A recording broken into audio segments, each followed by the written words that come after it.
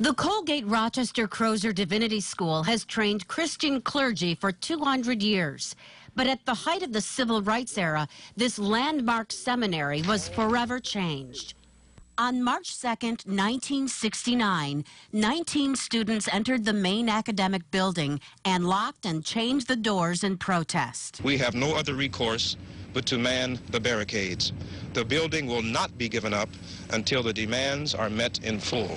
The lockout was led by the Black Student Caucus. For more than a year leading up to the protest, they'd asked for more black faculty, administrators, and board members. When nothing happened, they took action. You hear about this group of young men who stood up to the school, and right away you're kind of just excited to say, oh, what was that? What happened? Student Demond Wilson learned about the lockout not soon after he started at Colgate.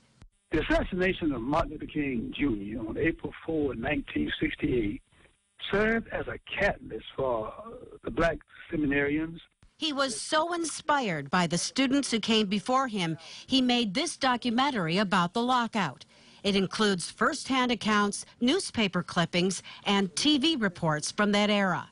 Most of the school's classes are held in Strong Hall, where the black students are holed up at the present time, and they are not talking to any reporters. Tom Ryan, Channel 8 News. They knew that once the wind got out that they had locked down the school, it was going to be some big trouble waiting for them if this didn't go right.